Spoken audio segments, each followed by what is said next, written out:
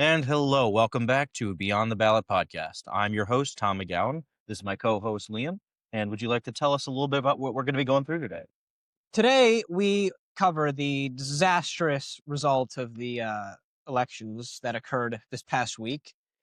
And most importantly, and a serious change in the Democratic Party platform, is the election of Zohran Mamdani to mayor of New York. You know how last week we talked about how disastrous it's going to be to New York if they elect Zohran Mamdani?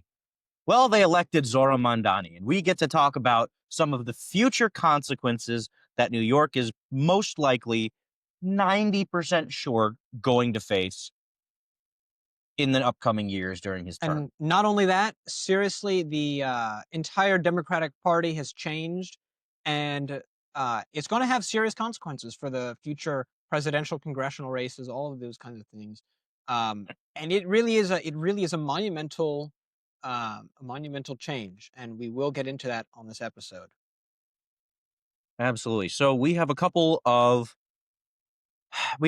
statistics we're going to show for you, but we just want to start off with a general disclaimer. Like, we're not saying that the system failed New York. The people of New York were failed by themselves.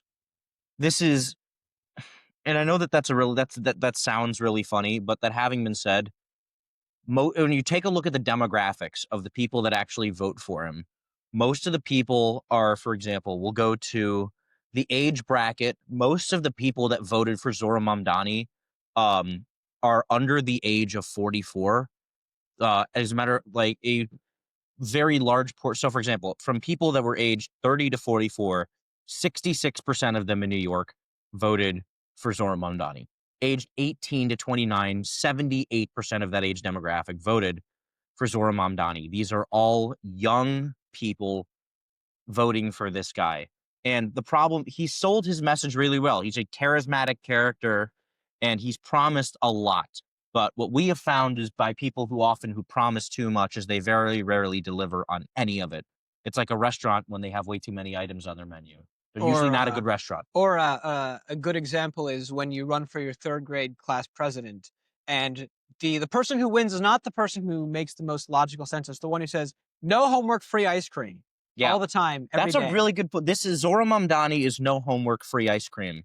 And people like free ice cream and not doing their homework, and so they voted for Zohran Mamdani. Even though everybody knows that's not how it works, and it will never be like that. It's crazy. So you look at, like, again, for the demographics of people that make above $100,000 a year, over 50% of people that made above $100,000 a year voted for Zohran Mamdani. These are people who make a lot of money, and a lot of these are children of people who make a lot of money, who are voting for what they listen. Socialism delivers a good message, right? Right off, like when you're talking about just the message itself, not looking at all of the other places where socialism has failed drastically and decreased the quality of life for everyone everywhere. Again, look at the Soviet Union, which is, a socialist. You look at China, which was socialist. Cuba, which is socialist. Venezuela, where it was literally cheaper to burn their currency for fire rather than actually pay for things with it. I mean, so Venezuela is at Weimar Republic levels of deflation. So socialism on the surface delivers a good message, right? They say, we want to help the people below us, which is, listen, it's an admirable cause, right? You want to help the people down below you. But the problem is people that don't experience socialism never think about the consequences that socialism has, because a lot of the people that vote for socialism are arrogant. I'm going to be honest, because their words, whenever you ask somebody who's a socialist, is that socialism hasn't truly been tried. All of these other places, they weren't true socialism, right? Mm-hmm. When you look at Russia, which was socialist for a very long time, oh, that wasn't true socialism. Stalin killed millions of people, a huge number of people. China, oh, that wasn't true socialism. Right now, they are literally genociding a group of people called the Uyghurs, and no one seems to be talking about that anymore because it's old news. It's out of the news cycle. Venezuela, where they're eating animals that have escaped from zoos because it's gotten so bad. Mm-hmm. And also, if you look at them right now, They're training civilians to fight against a potential invasion by the United States. Yeah. It's the dumbest thing ever. Um, Cuba, mm. socialism, where their infrastructure, which was once beautiful, is now crumbling. Having visited there and actually gone to Havana and seen the infrastructure and the buildings, it's like St. Petersburg. All of the buildings there were once beautifully maintained, and now they're all crumbling, right? I want to also use the example of no one from a capitalist country, apart from, I can think of one exception off the top of my head, and this was a guy defecting from South Korea to North Korea, who we haven't heard from in a while. Crazy how that happens. Nobody defects from capitalist countries to socialist countries. People almost universally, exclusively defect from socialist to capitalist countries, and yet these people still think it's a good idea. And The real question is, if every single instance of socialism being tried isn't true socialism, what is true socialism? how are you gonna even get there? And I talked in the previous episode about how communism and socialism doesn't work in the first place. If you'd like to hear more about that, go back and watch that episode, because It's all the other people's money that they're spending. communism sounds like a wonderful idea, but it goes against every aspect of humanity, and it just turns into a disaster. It doesn't produce anything. Systems like socialism and communism end up producing more social stratification than systems like capitalism do. And that sounds counterintuitive, but you look at like the Soviet Union or Maoist China or any of these places, socialism created an holacracy there with oligarchs and very few people having a huge amount of power and everyone else having virtually no power. And the thing about New York that I'm most scared of is that they're going to run the city into the ground and spend all of their budget, and like all of the money that they have saved up and that sort of thing. Obviously, the Zohran on the campaign trail, he was like, "Well, we're not going to raise taxes, but we'll do this." And then of course, he wins the mayoralty, and he says that we're going to raise taxes on the 1%. But if you try to do that, it's already it's going to turn into such a terrible place to live. All of the people who are going to be in that 1%, they are going to leave. They're going to go do what Donald Trump did. They're going to move all their assets and everything out to Florida, to Texas, Tennessee, anywhere. and what's going to happen is they're going to lose their. I think the statistic is the top tax bracket pays for just barely under 50% of all New York City taxes. You're going to run them all, because they can all afford to leave. You're going to run them all out. Then you're going to have to start taxing the next tax bracket, and then it's going to become more. So it's a complete disaster. Snowball effect, because he wants to drive out, like you said, the top 1% essentially. That's effectively what he's doing.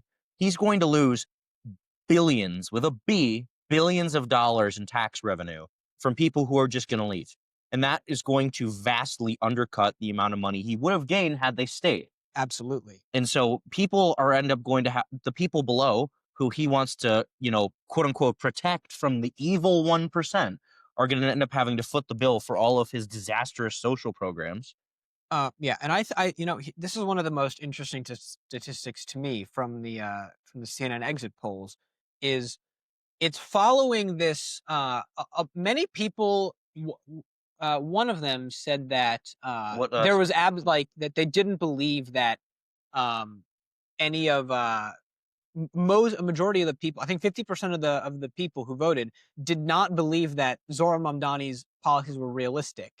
And I think there's another exit poll that is an even bigger indicator. Was one reason for your vote to support Trump, oppose Trump, or Trump wasn't a factor? And 32% of the voters voted specifically for Mamdani to oppose Trump. And it's turned into this coalition. It wasn't for Mamdani. It was 32% of the voters that voted in the New York election in total voted purely not because of anything that had to do with their mayoral policies, but just because of their Trump derangement syndrome to go against Donald Trump, because Orange Man Bad is somehow still a political philosophy. And it's turned almost, which by the end of Donald Trump's term, 12 years after his initial election, right?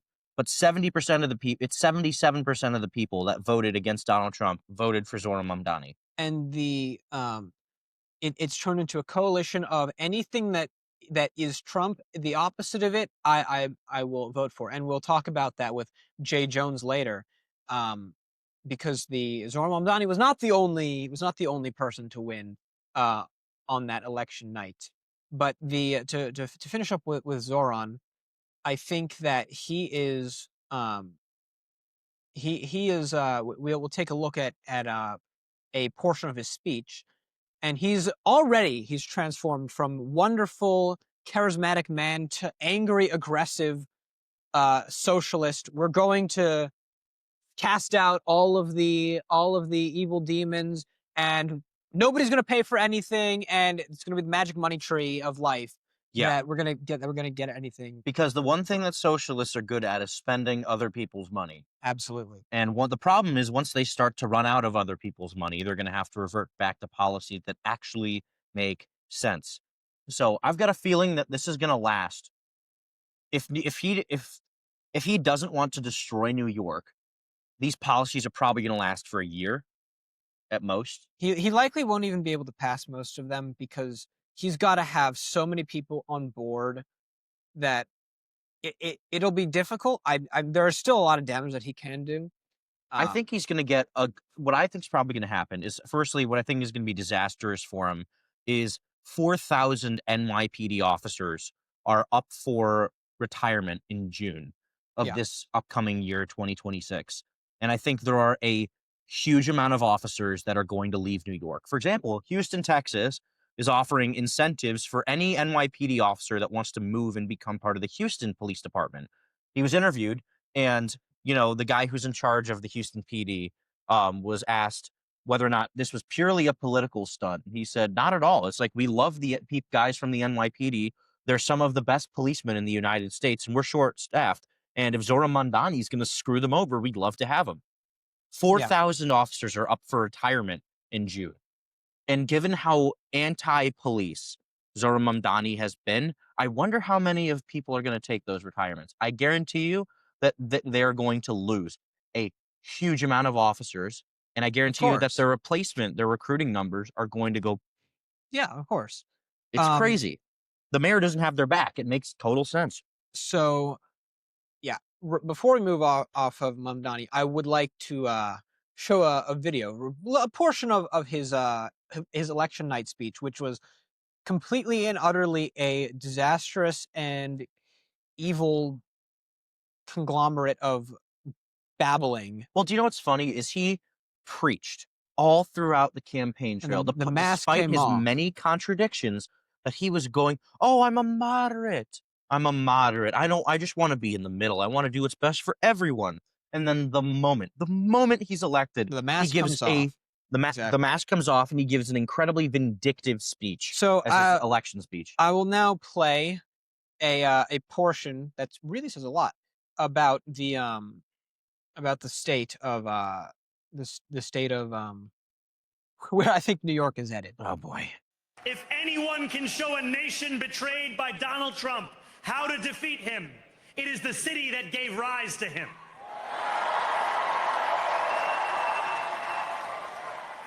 And if there is any way to terrify a despot, it is by dismantling the very conditions that allowed him to accumulate power. This is not only how we stop Trump, it's how we stop the next one. So, Donald Trump, since I know you're watching, I have 4 words for you. Turn the volume up.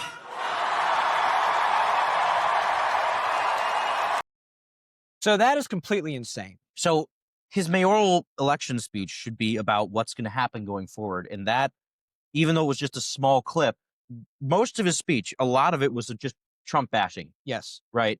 And he talks about, we're going to how do you, frighten a despot? All right. A despot, dictator, any word you want to throw in there. Trump was elected by a popular vote in this country. Not only did he win the Electoral College handedly, he won the popular vote too by, I think, 10 million votes over Kamala. Mm-hmm. He is, without question, the people's president. The people voted for him. The people spoke. The Democrats are just angry that people spoke in Yes, favor of Donald of Trump. course. The conditions. The conditions. We're gonna dismantle the conditions that brought him to power. The two conditions are, number one, democracy, and number two, capitalism. Because he's talking about Donald Trump's rise in New York City came from him selling real estate, being a businessman. So we want to completely destroy being a businessman and all kinds of ability to make money. And we also might as well throw away democracy, because who cares about that? It's led to a dictator. But let's look as well. By the way, absolutely true. But let's look also why did people elect Donald Trump? Why did people vote for Donald Trump to begin with, Liam? You mean in 2016? Well, 2016, 2020, both times, he ran on the platform of going against government corruption, Yes. draining the swamp, as he put it, Mhm. government clarity, and not being crazy. Like, you look at Joe, so the last time a president ran, got elected, lost the second election, and then got reelected was Grover Cleveland in the 1800s. This hasn't happened for over 100 years. And there's a reason for that. It's because usually when someone's elected out of power, it's because they did such a bad job that everybody hates them, or everyone thinks that they hate them, or whatever. And then that person's image is permanently tarnished forever. However, Donald Trump remained on the scene 4 entire years that he was not even close to power, and got it back. People thought that Donald Trump was too harsh. They thought he was mean, and people on the left thought he was a bully. And some people on the right did. And to some extent, they're right. In the first term, Donald Trump was not nearly presidential enough, and that was a common critique. Even though people I spoke to loved his policy, he could have been more presidential in his first term. I will admit that. People went and they looked at Joe Biden, even though I don't know how people could see him as being more presidential. People thought he was the better option. And then they looked at how a modern Democrat wanted to run this country. 26 million illegals, crazy inflation, food prices through the roof, gas prices through the roof, all things that impact the common man, the everyday American. And then Trump comes back in office. Now gas prices are down from, in some places, as high as $6 a gallon. California. I'm sorry, I had something in my throat. As high as $6 a gallon for where I come from, Ohio. Gas was at $3.50 or higher for regular gas. At the height of the gas inflation, it was at $4 a gallon. Now, in some places, it is back to like $2.70, which is pre-Biden era gas. This is incredible. Inflation has gone way down since the Biden era. It is true that inflation is somewhere around 2.7 to 3%. It is still too high, but the coming out of the years of Biden, and macroeconomics is a very complicated system to change. There are a billion factors that influence inflation, and inflation is not the only. It's not the only thing that is indicative of economies. I mean, if an economy is doing well, typically inflation goes higher. But if the economy is going well, it means that the growth of the economy is outpacing inflation, whereas it's kind of in line. It's not really. It's coming back down off of the inflation being higher than the growth. So the graphs are starting to come back over and starting to switch, which takes time. But unfortunately, obviously, over the last since Donald Trump took office, that still has accumulated, and so it's not the results that he's looking for. The tariffs didn't really help. Well, now he just went and negotiated a huge amount of trade deals in Asia. I mean, South Korea awarded him the highest honor that you can bestow upon a foreigner for the investments that the U.S. and South Korea are going to be taking part in. But the point that you're making is that a lot of Americans they decide on kind of based on how they feel in the moment, which is why politics can be so like this, because people decide a lot of the times not on foreign policy or whatever. It's what affects them personally, right? Exactly. And so when you look at Zohran Mamdani and he comes in and he says, well, he does the same thing that Donald Trump did. If you remember 2016, Donald Trump said, well, the entire government sucks and I'm going to do these things to get rid of that and fix the economy. It's great. And then Zohran did the same thing, except that he said, the system is broken. Everything's terrible. I'm going to Double down on the system. I'm going to promise a bunch of stuff that I know I can't give to you because nothing that I say makes any sense. And people bought it because they're like, whatever. Sure. Well, the thing is that it's like, the best way I can describe it is like opioids. Like, if on the protein, it's that two different things can fit in the same spot. Is you can either go one way, which is the more conservative way, which is actually we need to be hard on crime again so that our neighborhoods are safer. We need to invest in New York rather than tax New York. We need to clean up our act and we need to make the city better, like we saw with Rudy Giuliani, which is a fantastic way to do it, which brought New York into one of the best ages that it's been since the Industrial Revolution. Mm-hmm. And then you saw mayors like Bloomberg, you saw mayors like Eric Adams, and now you see mayors like Mamdani that go the other way, and they say, we're going to promise the poorest people here and the people most affected by government mismanagement more government. And again, like you said earlier, we're going to promise them ice cream and no homework, and they're going to elect us. And it's going to be a real problem. And I don't think that Curtis Sliwa, who I think his policies are good, but I don't think that he campaigned well, and Andrew Cuomo, who's a very unpopular character in New York. And he ran probably the most unenthusiastic and terrible campaign. He ran the worst campaign possible, and he was unenthusiastic. He obviously didn't want to be there. I mean, at least Mamdani's actually going to be president, even while he's driving New York into the ground. Yes. Andrew, there was nobody good. I mean, Curtis could have campaigned better. If he had campaigned better, I think there's a chance he could have done better. I mean, he did get 100,000 votes, which in New York is impressive. Yeah, and there's no chance at which they're going to have a Republican come in and fix this. They're not going. The only way that they elect a Republican is if they wake up to the fact that what Zoran's going to do is so bad. I mean, he said in the video that we showed, he wants to uproot capitalism and destroy democracy, pretty much. So, I highly doubt that. Not to mention, he had a picture taken, laughing and joking with one of the plotters of a terrorist attack that was foiled the 1993 World Trade Center bombing. The 1993 World Trade Center bombing. Who just got out of prison like last month, or was it recently, very recently, and was seen laughing and joking with him. And then another gentleman who's a terrorist apologist. So, I mean, I'm not liking the optics for his next upcoming term. It's not great. I suppose we'll see where that ends up. I don't think that there's anything good that's come out of that, other than the fact that maybe he'll do so bad that they elect someone competent and then they fix this. Wouldn't that be something? Yeah, and then they're going to complain that the person they elect who's competent, they're going to turn New York around like Rudy Giuliani did after the crack epidemic, and he turned it around. And they're going to be like, oh, well, now things are nice. We can go back to the way things were. Yeah.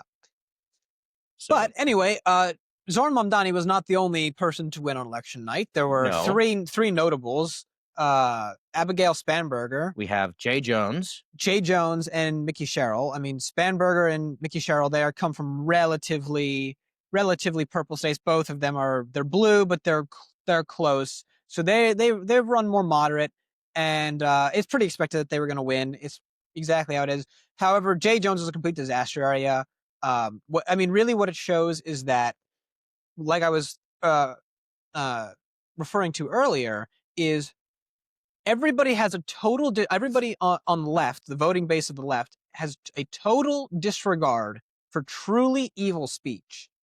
As long as that person says the mean words about Trump. Trump is evil, Trump is a fascist, Trump is Hitler, Trump is an authoritarian dictator man. And also, I want to kill all my political opponents, and I think that their children are fascists and they should die in their mother's arms.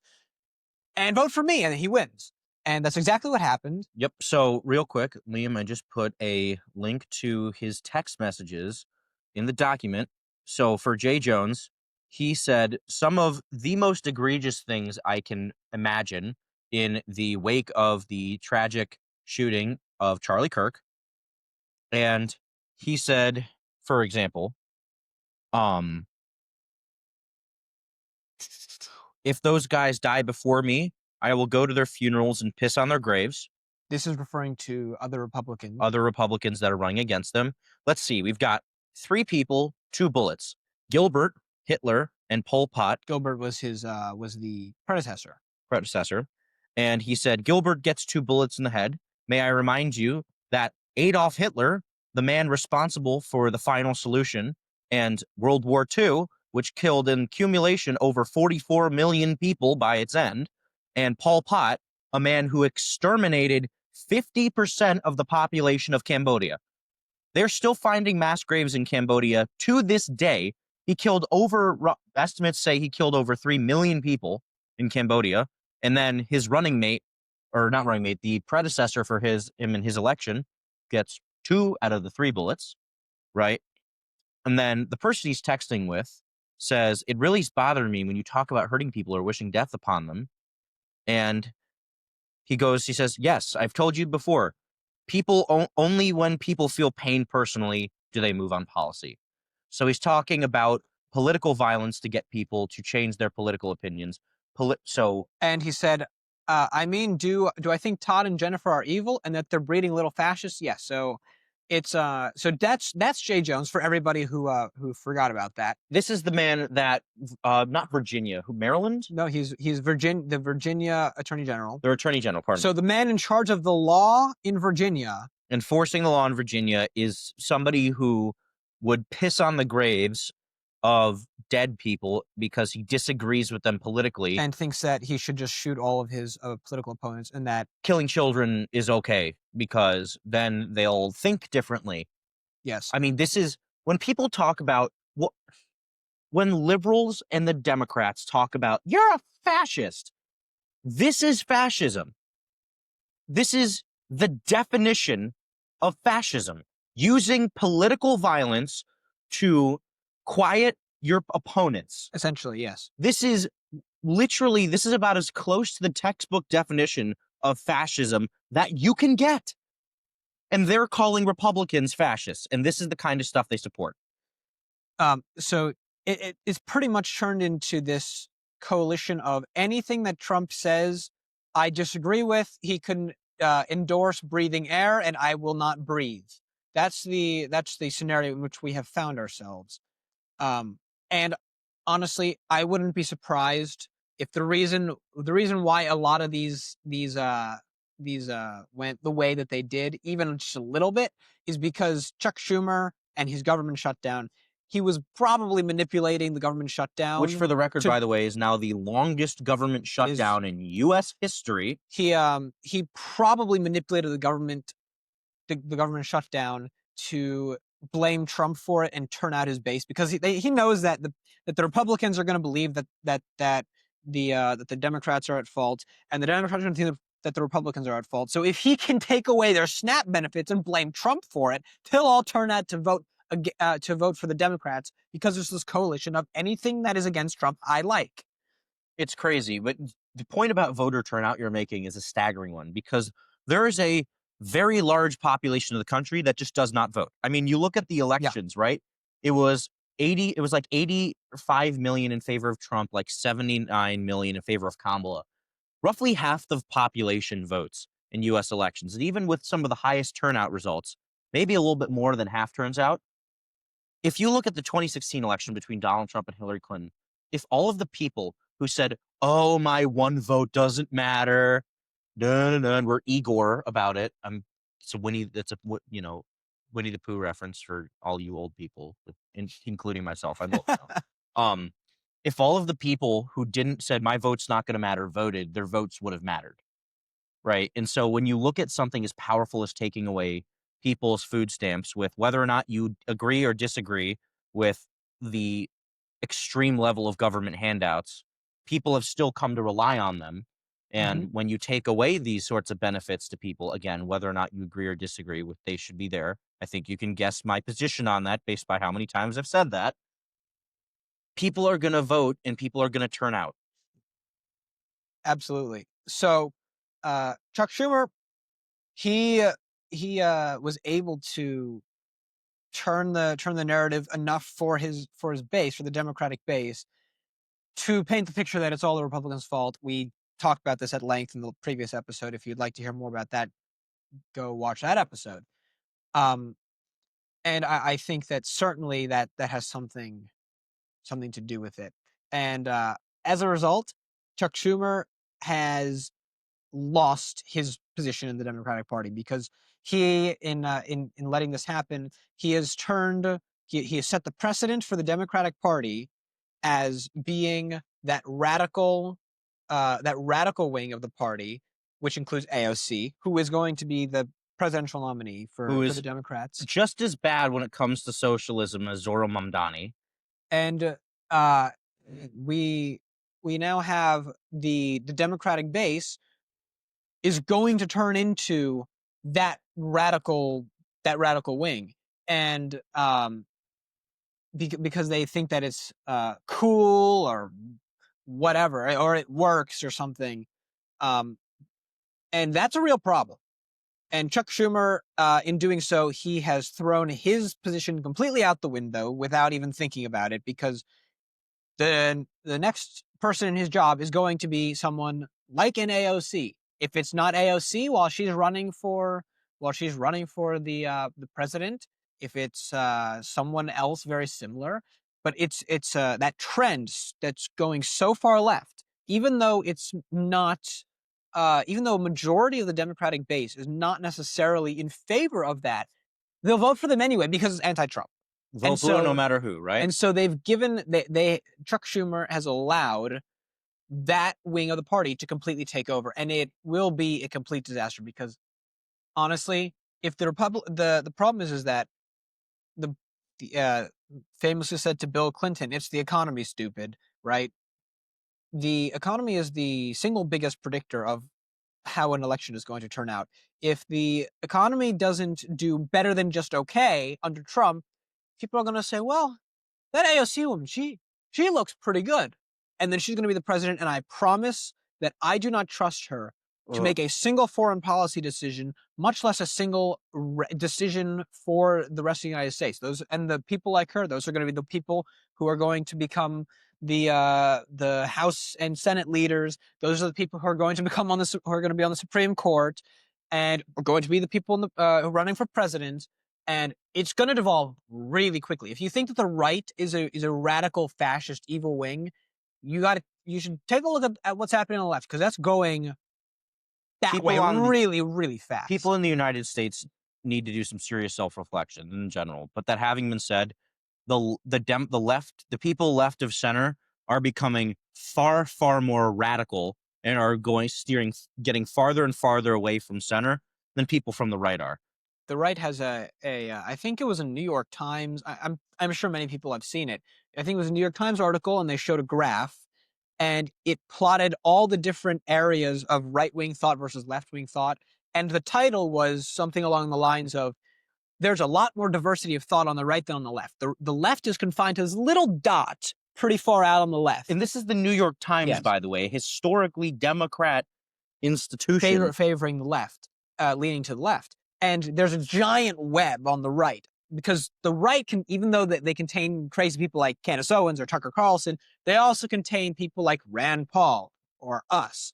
It's a very, very wide distribution. And on the left, it's getting smaller and further left. And that's something that the crazies are becoming more and more popular among the left. And that's something that the New York Times is admitting to.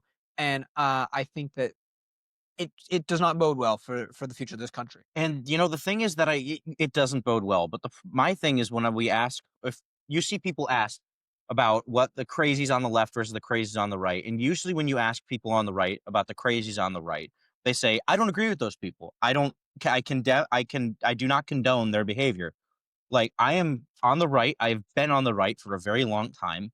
And if you were to ask me, hey, Tom, what do you think of the crazies on the right? I'm saying they're nuts. I don't like them. The people that wear 6 million wasn't enough shirts, or abolish driver's licenses, like people at the Libertarian National Convention think is a good idea. Candace Owens, example, or who Tucker thinks Carlson. that it was Donald Trump who actually killed Charlie Kirk, which is an insane position to take. At some point, we're going to do a discussion on that. Tucker Carlson last week had Nick Fuentes on. Oh, that guy. And of course, Nick Fuentes is one of his favorite people is Joseph Stalin and Adolf Hitler. And He's of a course, troll. Erica Kirk is a plant.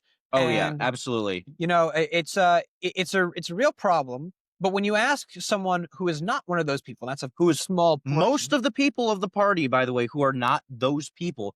There's not a I think Marjorie Taylor Greene is probably the only person in Congress who aligns with that wing of the party. Hey Liam, do me a favor. Ask me what I think about those kinds of people. Tommy, what do you think about Candace Owens, Tucker Carlson, Nick Fuentes, Alex Jones, and people of that nature? I think they're all nut jobs. And I think while every once in a while a blind squirrel can find a nut, I think they're all nuts.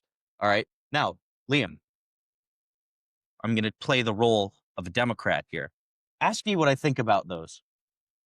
About them or about the left? About the people on the left. Tommy, what do you think about Zohran Mamdani, AOC, Ilhan Omar? Hey, but there are radicals on the right. Look at the right. Look at the right. There's radicals over there too. I mean, there's not just people over. There's radicals on the left. All right, that's what they do every single time. When you ask people on the right what they think of crazy people on the right, they acknowledge them, they condone them, and they move on. When you ask people on the left about crazy people on the left, 99% of the time, actually, I'm going to switch that to 100 because I've yet to talk to one Democrat who thinks differently than this. They always default to saying, well, the right has its crazies too. There's no self-reflection, virtually none, and a lot in of the Democrat Party. A lot of the problem is that as we were just saying, a lot of them actually agree with what they're saying. I know a lot of people who think that the people who think on the Democratic Party who think that AOC is completely nuts are essentially called Republicans and evil fascists by the rest of the Democratic Party. Is there a term for rhino, but for the Democrats? I don't know if there is. Because I have many friends who are on the left, and nowadays they would be considered center, if not even center right. People don't realize that there is people who are in the Democrat Party don't realize that they are in a bubble, and that bubble is shifting more and more to the left. And even though they say, well, I'm a moderate within the Democrat Party, that whole bubble of the Democrat Party is shifting farther to the left. So the left is becoming far more radical. We are gone as the era of Bill Clinton and Kennedy, and now is the era of AOC, Kamala Harris, all of these people who are incredibly radical, but to their own party, they're not that radical because they're in their bubble that keeps shifting. Exactly. So I think we've pretty much we got a couple more. We've pretty much covered everything we need to on that. So let's move to a completely different topic entirely. Tommy, would you like to introduce? I would love to introduce this. The United Nations, the blueberries. That people who don't like the United Nations call the people blueberries because their helmets are blue, and everything is blue. The United Nations is a joke. It really is. It's an absolute joke. There's a reason the United States is not a part of the International Criminal Court because the ICC is insane. It is a complete disaster zone. It's seriously. I mean, but let's give you a little backstory for why most recently I think the UN is out of its mind. All right. The United States is cracking down currently on drugs being smuggled into the country. The drug trade negatively impacts every single country in Central, South, and North America because the drugs where they are made and when they are transported, those countries are rife with crime and are being torn to shreds by the cartels. Mexico is so corrupt, they can't do anything about the cartels. Their president is weak. Their country is so infected by the disease that is the cartels. The way that she probably even got into power was most likely because of the cartels. Because there were like 23 candidates and all but 2 were killed by the cartels. Oh, lovely. And by the way, the president of Mexico, who has a personal Boeing business jet to travel around while most of the people in their country live in shacks, which is a shame. Side point. Cartels destroy the countries where drugs are made, and the drugs coming to the United States from these places are destroying lives. They are destroying families. They are funding organized crime. The drug trade is not good for the United States or any country around it. So Trump right now is cracking down on drugs in the wake of the horrible, disastrous border policies of Biden and the Democrats that have come before him. And what a lot of people never even thought, even thought about is that it's not just people trying to escape cartels coming over the border. It's all of the human traffickers, criminals, and the drug traders that come over the border as well. But that's another conversation. He's cracking down right now on the drug boats coming into the United States, a lot of which are coming from Venezuela. And there are so many now that in open waters, we are now, when we confirming they are drug boats, we are airstriking them rather than individually boarding these boats because there are just so many.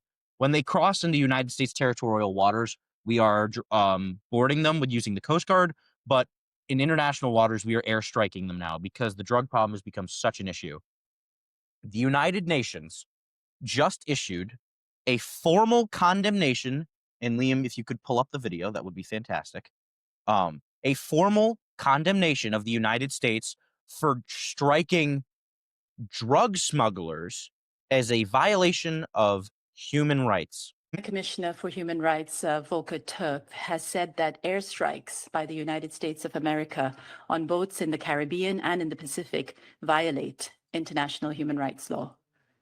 Over 60 people have reportedly been killed in a continuing series of attacks carried out by U.S. armed forces against boats in the Caribbean and the Pacific since early September, in circumstances that the UN Human Rights Chief says find no justification in international law. These attacks and their mounting human cost are unacceptable. The U.S. must halt such attacks and take all measures necessary to prevent the extrajudicial killing of people aboard these boats, whatever the criminal conduct alleged against them. The High Commissioner calls for prompt, independent, and transparent investigations into these attacks. The UN is condemning us for defending our territory and our people. Meanwhile, right now in Nigeria, Christians are currently being genocided by terrorist Islamic groups that are going house to house and burning them down and shooting people as they try to escape. There have been multiple pastors that have been kidnapped and tortured before being executed. And then you go over to Sudan, in the capital cities, where currently they're, and this is all graphic, they are executing so many people. There are so many mass executions that you can see the blood stains on the ground from space. From space. We have news footage of this specific conflict in Sudan. And while Liam pulls this up, they are going after us for killing cartel members while an actual genocide takes place. And so far, it's one or two people, not a lot of people, are, quote, currently raising the alarm, but nothing has been done about it by the formal UN. There's a genocide going on right there, and they are more focused on politics and anti-Trumpism rather than actually doing what the organization was created to do. Horrific details emerging out of Sudan as the 2-year civil war reaches a dangerous new phase. Aid agencies reporting new evidence of genocide, citing these photos they say is blood visible from space. Can you pause it? Analysts say it's evidence of human bodies all over residential neighborhoods. And if you look at the satellite photos when they're enlarged, you can see them. I'm not making this up, right? I'm not just pulling this out of thin air. These are real news organizations covering a real problem right now. And what people forget or didn't know about was that there was a genocide, an actual documented real genocide in the same places in Darfur in 2003. It was a civil war between the rebels and the government, and that it appears that it is happening again. And the UN is doing nothing. It is a sham. It is outrageous. It is downright offensive that they are going after the United States for what we are doing, but they're not going after Sudan or Nigeria for what's happening there. a hospital after paramilitary rebels captured a key city from Sudan's army. They say verified videos also show evidence of door-to-door mass killings. Our aid groups are warning that these circumstances are putting hundreds of thousands of people in grave danger. So that's probably enough. It's a longer video, but that is ludicrous to me that is going on right now. So, Liam, do you have anything to say on the subject? Well, it's very in line for the UN. The UN is, of course, it was a wonderful idea of the United States that after the war, World War II, there would be no more wars and everything is wonderful and great, and all the rest of the world will love us, except that the rest of the world really doesn't. The rest of the world hates us, and as a result, they are going to actively go against us whenever they can, and that also goes for what they consider to be the West. If you take, for example, the Israel-Hamas war, they were going at the same time that there was the Nigeria problem was going on, and at the same time that there was a ton of awful Hamas activity. At the same time that this was going on, the um, at the same time that was going on, the United Nations was going after Israel. This was very early, and the United Nations was it's almost at this point a front for uh, they became a front for Hamas, and it's because There's literally a terrorist from the Syria. rest of the world hates Israel. The rest of the world hates Jews and hates the United States and the West. And so when you're like, oh well, the international law. Okay, I'm sorry, the United States will determine international law because we are the greatest country in the world. We are the most powerful country in the world. And if you don't like it, we don't have to give you anything.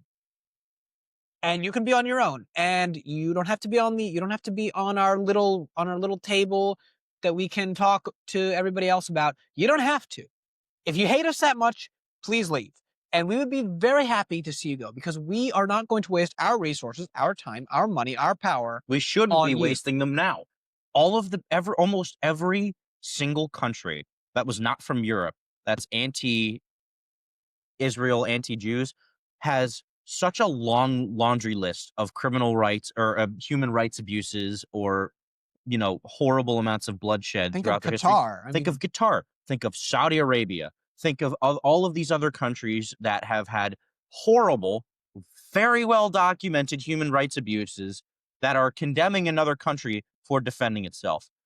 Whether or not you agree with the vim and vigor that Israel has been using to prosecute this war, it is so ironic that these same countries that have horrible wars and horrible pasts of their own are condemning Israel for a defensive war against a country that provoked them into attacking on October 7th, almost 3 years ago. And I mean, if the United Nations had single-handedly been in favor of Israel and said, you know what, maybe we can use our resources and we will send some help to Israel to get rid of the Hamas, so that way we can have a Palestinian state. No, not that. We're just going to actively prevent Israel from doing it. We're going to issue arrest warrants for a man because we can. Zohran Mamdani also, he said if Netanyahu ever stepped foot in New York City, he would arrest him on the spot, which is completely insane. Not only is insane, it's illegal, but whatever. Who cares, right? That's a completely different issue.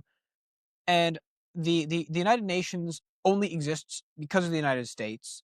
They should be the United States should be held responsible for things that it does, and it's held responsible by its own citizens, and that's all.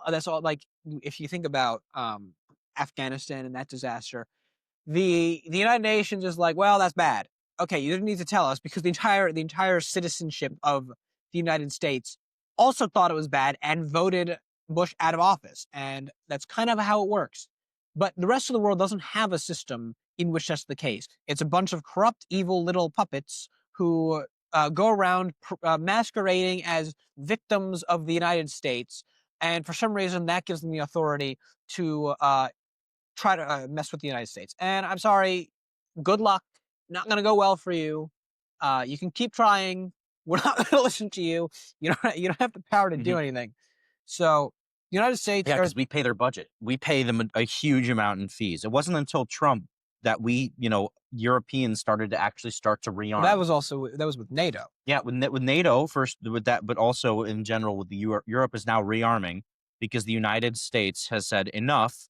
Okay, we, as much as we appreciate the influence that we have from military bases all across the world, which I like that. I like the influence that we gain from that. We are not the primary militaries for all of these specific countries. Okay, they need to start spending more to defend themselves. So Absolutely. I So think that's pretty good. yep.